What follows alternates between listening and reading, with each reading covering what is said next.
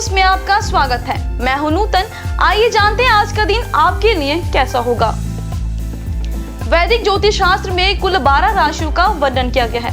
हर राशि का स्वामी ग्रह होता है। ग्रह नक्षत्रों की चाल से राशि फल का आकलन किया जाता है। आज फरवरी 13, 2025 गुरुवार है। गुरुवार का दिन विष्णु जी की पूजा उपासना के लिए समर्पित होता है। चलिए जानते हैं आज के दिन किन राशि वालों को होगा लाभ और किन राशि वालों को आज के दिन रहना होगा सावधान। मेष राशि, आज के दिन आपके लिए प्रॉपर्टी से संबंधित मामले में अच्छा रहने वाला है। आपको किसी काम को लेकर अपने भाइयों से सलाह लेनी पड़ सकती है। कोई कानूनी मामला यदि लंबे समय से आपको परेशान कर रहा था तो उसमें भी आपको थोड़ी समझदारी दिखानी होगी।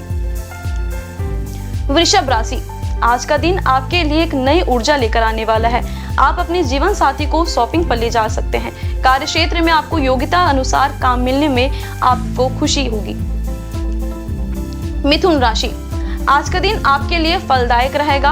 आपकी आर्थिक स्थिति पहले से बेहतर रहेगी। यदि आपको किसी काम को लेकर चिंता बनी हुई है तो वो भी दूर हो सकती है। कर्क राशि, आज का दिन आपके लिए मिश्रित रूप से फलदायक रहने वाला है। आपको अपने महत्वपूर्ण कामों पर ध्यान देने की आवश्यकता है। बिजनेस पर कर रहे लोग यदि किसी से पार्टनरशिप करेंगे तो वह भी अच्छा रहेगा। सिंह राशि, आज का दिन आपके लिए समस्याओं से भरा रहने वाला है। आपके ऊपर जिम्मेदारियां अधिक रहने से आप परेशान रहेंगे। आपके ऊपर काम का बोझ अधिक रहेगा। नौकरी में कार्यरत लोगों को अपने कामों को कल पर टालने से बचना होगा। कन्या राशि, आज के दिन आपके लिए मन मुताबिक लाभ दिलाने वाला रहेगा। आप ऊर्जा से भरपूर रहेंगे। जो युवा काम को लेकर इधर उधर भटक रहे हैं उन्हें कई अच्छी खुशखबरी सुनने को मिल सकती है। आपकी सेहत में लापरवाही करना आपको नुकसान देगा। तुला राशि, आज का दिन आपके लिए सुखद परिणाम लेकर आएगा तो उन्हें भी आप बातचीत के जरिए दूर करेंगे।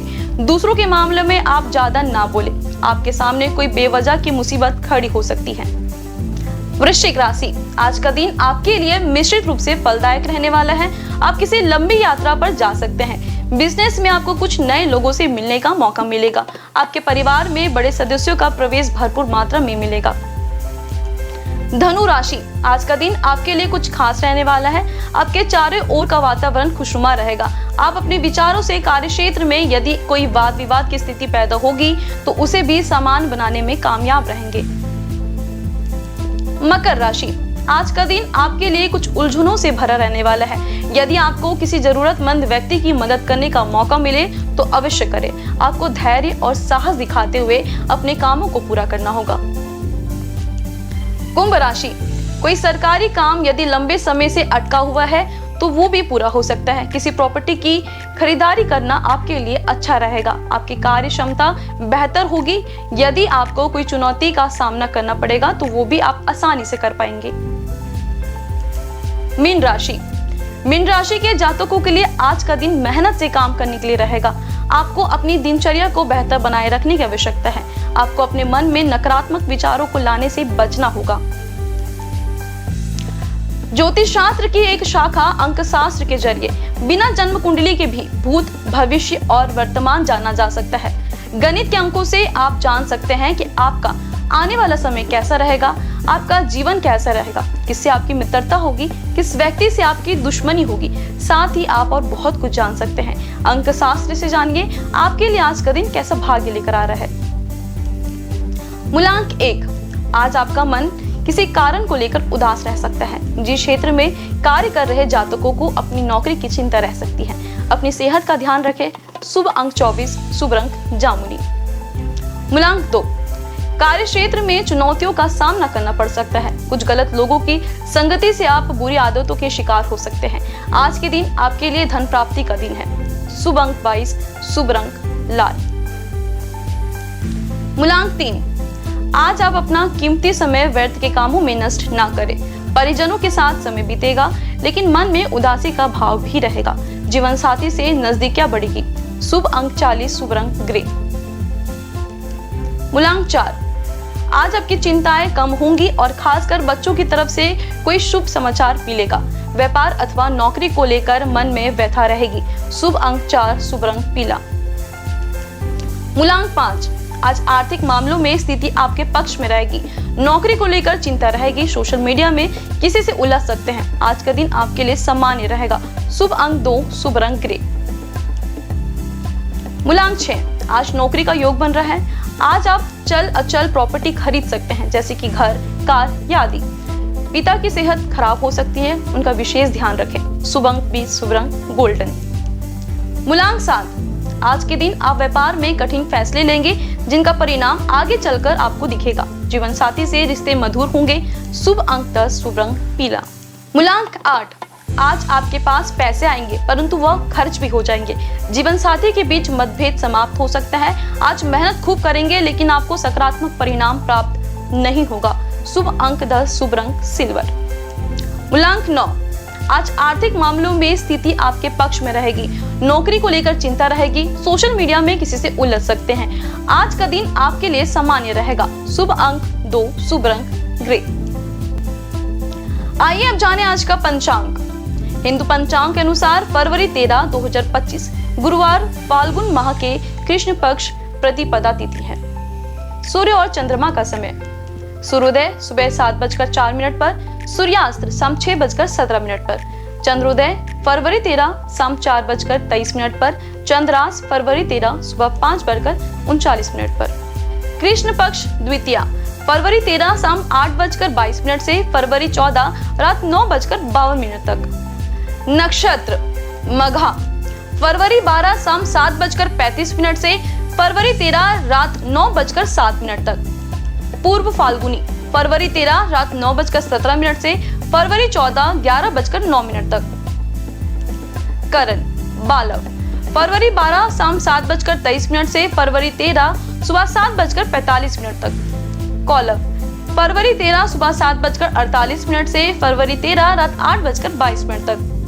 तैतिल फरवरी 13 रात 8:22 से फरवरी 14 सुबह 9:03 तक।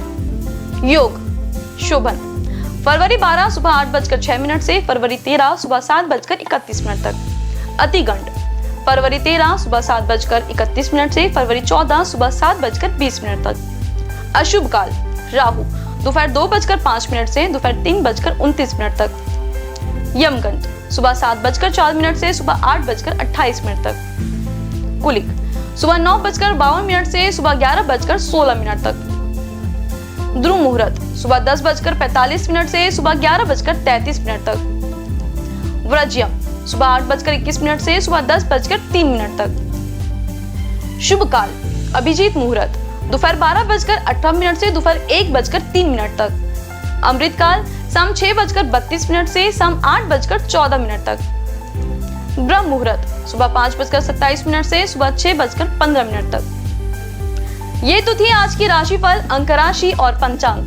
कल फिर मिलेंगे इंडियन न्यूज में आपके भाग्य के बदलते सितारों की दिशा को लेकर हमारे विशेष कार्यक्रम राशिफल में। नमस्कार।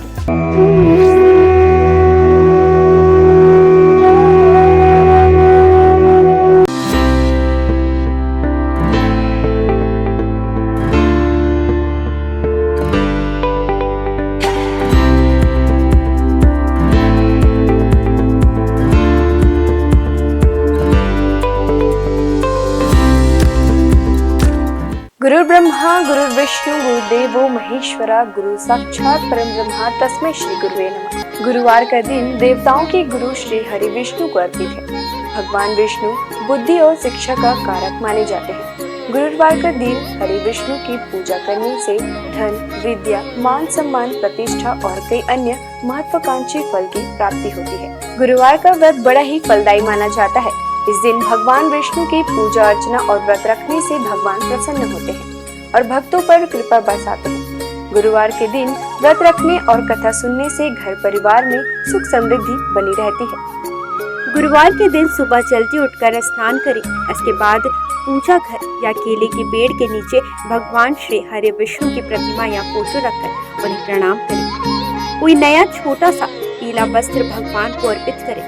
भगवान विष्णु का तिलक गुरुवार के दिन केसर से करें। बृहस्पति देव को पीला रंग अत्यंत प्रिय है। गुरुवार के दिन पीला चावल, पीली मिठाई या भोग लगाना शुभ होता है। हाथ में चावल और पवित्र जल लेकर व्रत का संकल्प लें। एक लोटे में पानी और हल्दी डालकर पूजा के स्थान पर रखें।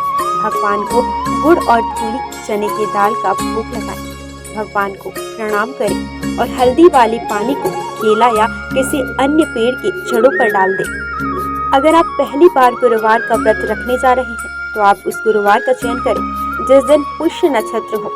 अगर ये संभव न हो पाए तो किसी भी मास के शुक्ल पक्ष के पहले गुरुवार इस व्रत की शुरुआत कर सकते हैं। आपको बता दें कि अगर आप व्रत प्रारंभ करने जा रहे हैं तो इस दौरान पौष माह न हो। गुरुवार को पीले वस्त्र पहनना शुभ होता है। आइए जानते हैं श्री हरि विष्णु की प्रसिद्ध मंदिरों के बारे में। बद्रीनाथ धाम उत्तराखंड में हिंदू धर्म के 4 धामों में से एक बद्रीनाथ मंदिर है जो भगवान विष्णु का सबसे प्राचीन मंदिर है। बद्रीनाथ मंदिर उत्तराखंड के चमोली में स्थित है। माना जाता है कि बद्रीनाथ मंदिर का निर्माण 7वीं 9वीं सदी में हुआ था।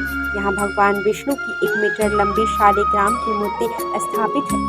मान्यता है कि यह प्रतिमा स्वयं प्रकट हुई। जगन्नाथ मंदिर जो है ओडिशा में, ओडिशा के पुरी जिले में जगन्नाथ मंदिर है। यह मंदिर भगवान विष्णु के अवतार श्री कृष्ण को समर्पित है। जगन्नाथ मंदिर पूरे हिंदुओं के 4 धामों में से एक है। मंदिर के ऊपर लहराने वाला झंडा उल्टी दिशा में लहराता है। मान्यता है कि इस मंदिर के ऊपर से कोई पक्षी तक नहीं उड़ता। हर साल भव्य जगन्नाथ रथ निकाली जाती है जिसमें श्री कृष्ण अपने बड़े भाई बलराम और बहन सुभद्रा के साथ होते हैं। इस रथ यात्रा में दुनिया भर से लाखों श्रद्धालु शामिल होते हैं। द्वारकाधीश मंदिर गुजरात है।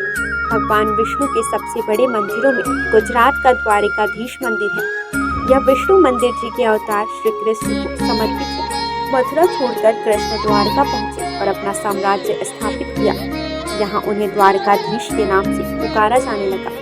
यह हिंदू धर्म के सबसे प्राचीन और भव्य मंदिरों में शामिल है जिसका इतिहास 2000 साल से भी अधिक पुराना है। रंगनाथ स्वामी मंदिर जो है तमिलनाडु में। दक्षिण भारत के तमिलनाडु में श्री हरि का भव्य मंदिर है। तमिलनाडु के तिरुचिरापल्ली शहर के श्रीरंगम में स्थित रंगनाथ स्वामी मंदिर भगवान विष्णु को समर्पित है। इस मंदिर में श्री हरि विष्णु शेषनाग शैया पर विराजित हुए हैं। इस मंदिर का परिसर भारत के सबसे बड़े मंदिरों में शामिल है। वेंकटेश्वर यह भगवान विष्णु के सबसे पुराने और प्रसिद्ध मंदिरों में से एक है। वेंकटेश्वर मंदिर तिरुपति के पास तिरुमाला पहाड़ी पर है। हर साल अनगिनत लोग यहाँ आकर भगवान वेंकटेश का आशीर्वाद और दर्शन पाते हैं। विट्ठल रुक्मिणी यह वैष्णव मंदिर महाराष्ट्र के पंढरपुर में है। विट्ठल रुक्मिणी भगवान विष्णु के विठोबा को समर्पित है। यहाँ श्री हरि और उनकी पत्नी रुक्मिणी विराजमान है। सिंहाचलम मंदिर यह मंदिर विशाखापट्टनम के पास है। सिंहाचलम में भगवान विष्णु के नरसिंह अवतार की पूजा की जाती है। कनक भवन अयोध्या के राम मंदिर को कनक भवन के नाम से भी जाना जाता है। यहाँ श्री हरि के राम अवतार को पूजा जाता है। इस मंदिर में रामनवमी का उत्सव बड़े हर्ष के साथ मनाया जाता है। माना जाता है कि कनक भवन में श्री राम ने कौशल्या के गर्भ से जन्म लिया था। द्वापर युग में जब भगवान विष्णु श्री कृष्ण के रूप में अवतरित हुए थे तो उन्होंने अपने उपदेशों और लीलाओं से संपूर्ण मानव जाति को उचित और अनुचित का बोध कराया था। और इसी कड़ी में उन्होंने कुरुक्षेत्र के मैदान में महाभारत युद्ध के दौरान गीता उपदेश भी दिया था, जिसमें उन्होंने समस्त मानव जाति को धर्म और कर्म का ज्ञान दिया था। ज्ञान और उपदेश के अलावा श्री हरि विष्णु के पास कुछ प्रलयंकारी अस्त्र भी थे। तो आइए जानते हैं श्री हरि विष्णु 5 सबसे शक्तिशाली अस्त्र के विषय के बारे में। पहला, कौमोदकी गदा। कौमोदकी गदा को श्री विष्णु की शक्तियों का स्रोत माना जाता है। इस गदा को भगवान विष्णु अपने बाएं हाथ में धारण करते हैं। विष्णु जी की ध्यानावस्था में कौमोदकी ज्ञान, बुद्धि एवं समय की शक्ति को प्रदर्शित करता है। विष्णु पुराण में गदा को ज्ञान की शक्ति बताया गया है। इसके अतिरिक्त यह गदा अहम और अहंकार की प्रवृत्ति को भी प्रदर्शित करता है। विष्णु धर्मोच्चर पुराण में कौमोदकी भगवान विष्णु की पत्नी तथा समृद्धि एवं बुद्धि की देवी लक्ष्मी को दर्शाता है। वहीं कृष्णोपनिषद के अनुसार यह गदा मां काली अर्थात समय की शक्ति को दर्शाता है। यह गदा महाभारत काल में भगवान कृष्ण को वरुण देव से प्राप्त हुई थी। यह भयंकर गर्जना उत्पन्न करके शक्तिशाली असुरों और राक्षसों का विनाश करने में सक्षम थी। दूसरा शक्तिशाली अस्त्र नारायणास्त्र। यदि नारायणास्त्र का एक बार प्रयोग कर दिया जाए तो संपूर्ण सृष्टि में कोई भी शक्ति इसे रोकने में सक्षम नहीं। शत्रु यदि कहीं छूट भी जाए तो भी यह अस्त्र उसे ढूंढकर उसका वध कर देता था। इस अस्त्र को केवल उसके सामने खुद को समर्पण करके ही रोका जा सकता था। इसका निर्माण सतयुग में स्वयं भगवान नारायण द्वारा किया गया था। महाभारत काल में इस अस्त्र का ज्ञान भगवान विष्णु के रूप में भगवान कृष्ण, गुरु द्रोणाचार्य और उनके पुत्र अश्वत्थामा को था।